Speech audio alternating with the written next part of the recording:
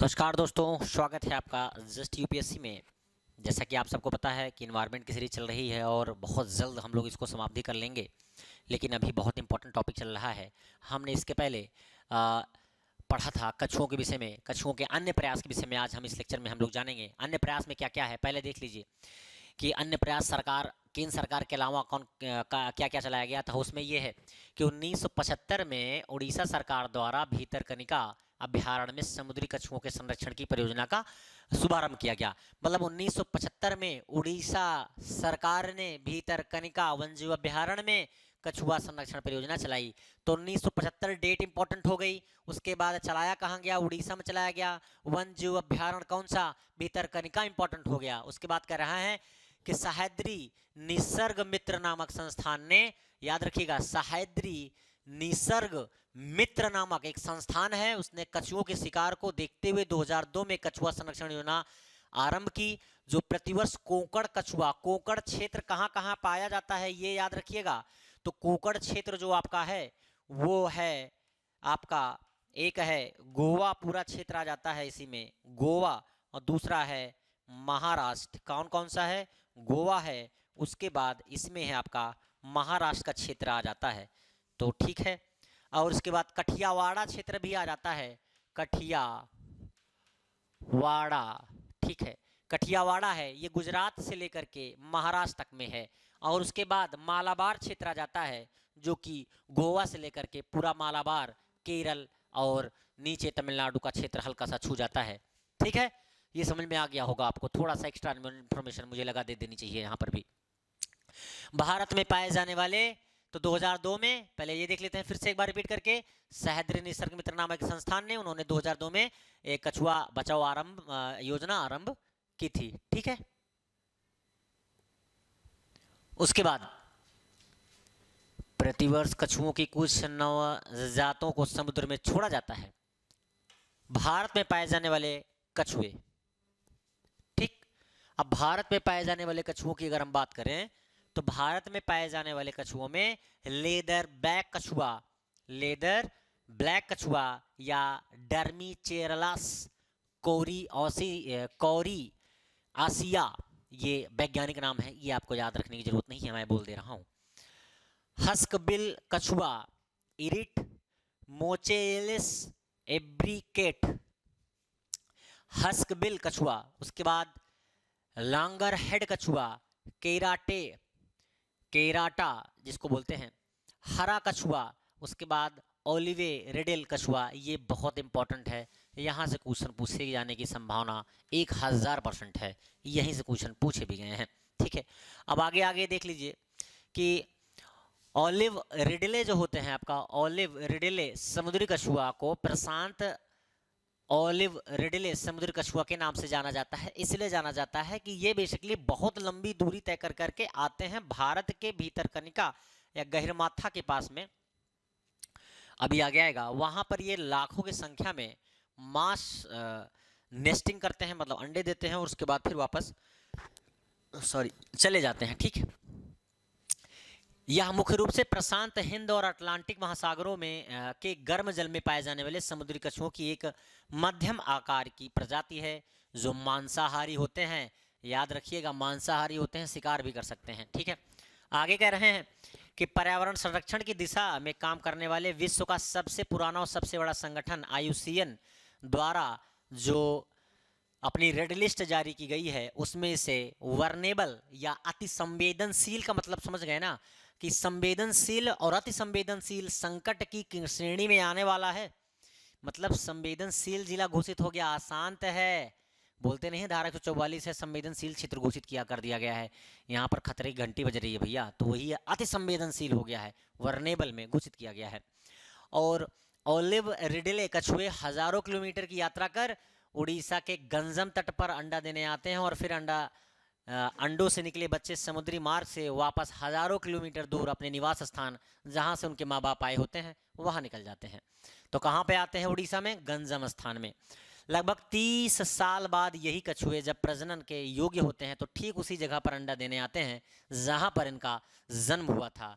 आप आपकी पैदावार कहाँ है। मान लीजिए आप पैदा हुए गांव में पैदा हुए, लेकिन संजोग बस ऐसा हुआ कुछ समय बाद 15 साल बाद आप निकल गए पढ़ाई के लिए बाहर और खूब पैसा सा कमाए और बुढ़ापे बेरा फिर आप गांव ही चले जाएंगे, क्योंकि गांव का एटमॉस्फेयर बहुत शुद्ध है, बहुत सारी चीज़ें वहाँ पर अच्छी हैं। वही सेम काम ये करते हैं, जहाँ ये पैदा हुए फिर से वहाँ पर अंडा देने के लिए आते हैं, रहते हैं, अंडा देते हैं, उसके बाद फिर चले जाते हैं। आगे कह रहे हैं, दरअसल अपनी यात्रा के दौरान भारत में गोवा, तमिलनाडु, केरल, आंध्र प्रदेश के समुद्री तटों से गुजरते हैं, लेकिन प्रजनन का करने और घर बनाने के लिए उड़ीसा के समुद्री तट की जो रेत है उसको ही चुनते हैं। कहाँ कहाँ से गुजरते हैं? गोवा जाते हैं, तमिलनाडु जाते हैं, केरल जाते हैं, आंध्रा जाते हैं, और तमिलनाडु के उनके तटों से गुजरते हैं, लेकिन ये अंडा कहाँ देते हैं? नेस्टिंग कहाँ करते हैं? समुद्री तट के किनारे, उड़ीसा, गंजम स्थान। ठीक है। आगे, ओलिव रिडल के अस्तित्व पर संकट क्यों है? तो वो ये है कि विदित हो कि इन कछुओं को सबसे बड़ा नुकसान मछली पकड़ने वाले ट्रालरों से है। मैंने बताया था कि इसके पहले कि भाई बहुत बड़े बड़े ट्राले लगाए जाते हैं और उनके कांट नुकीले होते हैं, और जब फंसाया जाता है तो उसी में फंस के वापस ही आ जाते हैं। ठीक है। वैसे तो कछुए समुद्र की गहराई में तैरते हैं, लेकिन 40 मिनट के बाद इन्हें सांस लेने के लिए समुद्र की सतह पर आना पड़ता है। समुद्र जो कछुए होते हैं वो समुद्र की गहराई में ही तैरते हैं, लेकिन सांस लेने के लिए तो बाहर आना पड़ता है। अब सोचिए कि ये समुद्र में तैरते हैं, 40 मिनट तक सांस ही नहीं लेते हैं, और नीचे सांस लेते रहते हैं। जो समुद्र सांस लेना होता है तो ऊपर आते हैं, और उसी सांस लेने के दौरान इनकी मृत्यु हो जाती है, इसलिए क्योंकि इनको पकड़ लिया जाता है, या फिर इनको वो जो ट्राला होता है ना फेंकने वाला, जिससे फेंक करके निकाला जाता है, उसके जाल में फंस जाते हैं। इसके दौरान मछली पकड़ने वाले ट्रालरों की चपेट में आ जाते हैं। हालांकि इस संबंध में उड़ीसा हाई कोर्ट ने आदेश दे रखा है कि कछुए के आगमन के रास्ते में संचालित होने वाले ट्रालरों में ट्रेड यानी ट्राटल एक्सक्लूजन डिवाइस, एक ऐसा यंत्र जिसमें कछुए मछुआरों के जाल में नहीं फंसते, लगाया जाए।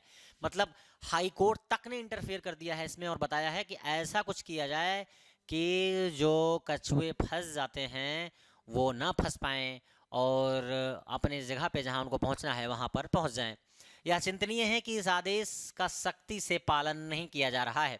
वैसे भी अक्सर ये होता है कि जुडिशरी का जो आदेश होता है उसका बहुत ज़्यादा इफ़ेक्ट नहीं पड़ता है। मतलब बहुत ज़्यादा इफ़ेक्ट का मतलब ये है कि मनमानी ही काम करते हैं, वो बहाने बना देंगे। जब मान लीजिए जुडिशरी ने बुलवा लिया तो बहाने बना देंगे कि मेरे पास तो फाइल नहीं आई, ये नहीं हुआ, फलाना हुआ, ढिमका हुआ। जल्दी से सज़ा तो सुनाती नहीं है। बहुत हार्ड केस में सज़ा सुना सकती है जुडिशरी, सुनाती है, अवमानना केस में ऐसा नहीं है। लेकिन सुप्रीम कोर्ट के जजमेंट जो होते हैं वो तुरंत तत्काल प्रभाव से लागू होते हैं, क्योंकि ऑल इंडिया लेवल की सबसे बड़ी संस्था है। उच्चतम न्यायालय के भी होते हैं, लेकिन उस लेवल पे मानते नहीं है ना ये। सरकार का आदेश है कि समुद्री तट के 15 किलोमीटर इलाके में कोई ट्राला मछली नहीं पकड़ सकता, लेकिन इस कानून का क्रियान्वयन सुनिश्चित नहीं किया सकता। अब वो सरकार का भी आदेश है कि समुद्र के 15 किलोमीटर, लेकिन अवैध शिकार को सरकार कैसे रोक सकती है? कितना भी रोक ले, कानून बने हैं तो टूटेंगे ही। तो वही कह रहे हैं, समुद्र के 15 किलोमीटर इलाके में कोई ट्रालर मछली नहीं पकड़ सकता, लेकिन इस कानून का बेसिकली पालन कोई नहीं कर पाता या करता ही नहीं है। कछुए जल परिस्थिति के संतुलन में अहम भूमिका निभाते हैं और इनका संरक्षण सुनिश्चित किया जाना चाहिए। जल परिस्थितिकी के लिए बहुत ज़्यादा ज़रूरी है, इसलिए इनका जो है संरक्षण बहुत ज़्यादा ज़रूरी हो जाता है। भारत में समुद्री कछुओं के संरक्षण के लिए जो प्रयास किए जा रहे हैं उसमें अगर हम बात करें तो भारत के संविधान में जंतुओं के संरक्षण के दायित्व सम्मिलित किए गए हैं। अगर आपने नहीं पढ़ा है तो आप अगर DPSP नीति निर्देशिक तत्व पढ़ेंगे तो आर्टिकल नंबर 47-48 समथिंग इसी से रिलेटेड है।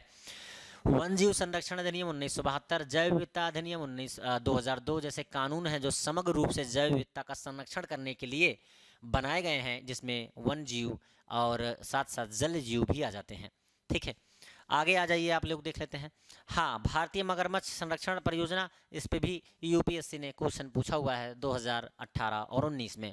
तो आइए देख लेते हैं। भारत में मगरमच्छ की प्रजातियां और भारतीय मगरमच्छ संरक्षण परियोजना ने कभी, ध्यान से सुनिएगा, भारतीय मगरमच्छ संरक्षण परियोजना ने कभी क्रोकोडाइलिंग को विलुप्त होने से बचा लिया है और इसमें रिकवरी दर्शाई है। फिर से सुन लीजिए कि भारतीय मगरमच्छ संरक्षण परियोजना ने अब कभी लिखा हुआ है हिंदी का, थोड़ा सा हम मान सकते हैं कि इधर उधर हो सकता है, तो क्रोकोडाइलियस को विलुप्त होने से बचा लिया है और रिकवरी को दर्शाया है। इस परियोजना ने न केवल बड़ी संख्या में मगरमच्छों का उत्पादन किया है बल्कि कई संबंधित क्षेत्रों में भी संरक्षण में योगदान दिया है। तो भारतीय मगरमच्छ संरक्षण परियोजना चलाई गई थी। उस परियोजना के अंतर्गत हम लोगों ने मगरमच्छों को बचाया और उनके प्रजनन जैसे दुष्करकारी जो उस पर पड़ने वाले प्रभाव हैं उसको दूर किया और उनकी जनसंख्या को भी बढ़ाया। केंद्रीय मगरमच्छ प्रजनन और प्रबंधन प्रशिक्षण संस्थान हैदराबाद का भी अत्यंत योगदान रहा है। तो ये याद रखने वाली बात है कि केंद्रीय मगरमच्छ प्रजनन और प्रबंधन प्रशिक्षण संस्थान कहाँ है, वो हैदराबाद तेलंगाना में है। हैदराबाद तेलंगाना का पार्ट हो गया है आंध्र प्रदेश से अलग होने के बाद। आंध्र प्रदेश से तेलंगाना 2014 में अलग हुआ था। यूपीपीसीएस 2021 में ये क्वेश्चन पूछा हुआ है, ठीक है, इसलिए मैंने एक्स्ट्रा इन्फॉर्मेशन भी थोड़े देने का प्रयास किया हुआ है, ठीक है। भारत में मगरमच्छ की प्रजातियों की बात करें तो मगरमच्छ की प्रजाति, वैज्ञानिक नाम और तो वितरण के विषय में जान लेते हैं। तो मगर या मार्स मगर की बात करें तो क्रोकोडायल पेलुएस्ट्रस इसका वैज्ञानिक नाम है और पढ़ते क्या हैं, मगर या मार्स मगरमच्छ, ठीक। वैज्ञानिक नाम क्या है, क्रोकोडायल या पेलुएस्ट्रस। मगर सबसे अधिक विस्तृत क्षेत्र में पाया जाता है। यह मगरमच्छ सबसे अधिक विस्तृत क्षेत्र में पाया जाता है। भारत के अलावा मगर अन्य दक्षिण एशियाई देश में भी पाया जाता है। ये याद रखिएगा, भारत के अलावा अन्य दक्षिणी एशियाई देशों में पाया जाता है। दक्षिणी एशियाई देश का मतलब है ये म्यांमार में पाया जा म्यांमार, थाईलैंड, लाओस, वियतनाम, इन के जो जगह पे हैं वहाँ पर पाया जा सकता है। आईयूसीएन की लिस्ट में सुभेद सूची में शामिल है, ठीक है, मतलब संवेदनशील, अति संवेदनशील। एस्चुरीज लवण या लवणीय जल के मगरमच्छ की बात करें तो कोकोडाइलस पोरस नाम है इनका वैज्ञानिक। और इनकी बात करें तो एस्चुरी मगरमच्छ जो है आपका वो उड़ीसा के भीतरकनिका राष्ट्रीय उद्यान, पश्चिम बंगाल के सुंदरवन क्षेत्र, अंडमान और निकोबार द्वीप समूह में पाया जाता है। भारत के अलावा यह दक्षिणी पूर्व एशिया तथा उत्तरी ऑस्ट्रेलिया में भी पाया जाता है। तो याद रखिएगा कि एस्चुरीज मगरमच्छ उड़ीसा के भीतरकनिका राष्ट्रीय उद्यान, सुंदरबन पश्चिम बंगाल और अंडमान निकोबार द्वीप समूह में पाया जाता है, मतलब 3 जगह पे। उसके बाद भारत के अलावा यह ऑस्ट्रेलिया में भी पाया जाता है। आईयूसीएन की अगर लिस्ट की बात करें तो लीस्ट कनकरन या कम चिंतनीय सूची में सूचीबद्ध किया गया है, लीस्ट कनकरन।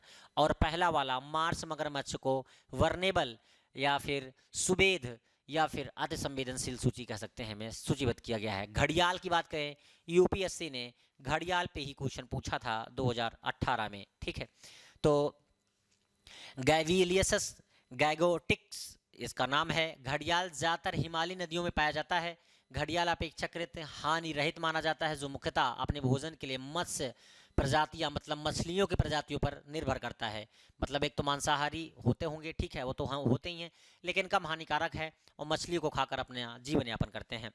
आनुवांशिक रूप से मगरमच्छ की अन्य प्रजातियों की तुलना में ये कमज़ोर होते हैं। आईयूसीएन की लिस्ट में क्रिटिकली इंडेंजर्ड है, तो ये क्रिटिकली इंडेंजर्ड है इसलिए ये इंपॉर्टेंट हो जाता है, बहुत ज़्यादा इंपॉर्टेंट है, ठीक है। और यहाँ से क्वेश्चन बनने के चांसेस भी ज़्यादा हैं। भारत में मानव मगरमच्छ संघर्ष के हॉटस्पॉट कौन कौन से हैं? गुजरात में बड़ोदरा है, राजस्थान में कोटा है, उड़ीसा में भीतरकनिका है, ठीक है। तो बस आज के लिए इतना ही है। अब हम लोग नेक्स्ट लेक्चर में यहीं से देखेंगे कि गुजरात में बड़ोदरा कैसे हॉटस्पॉट आपका बना हुआ है। तो मिलते हैं नेक्स्ट लेक्चर में, तब तक के लिए नमस्कार, जय हिंद।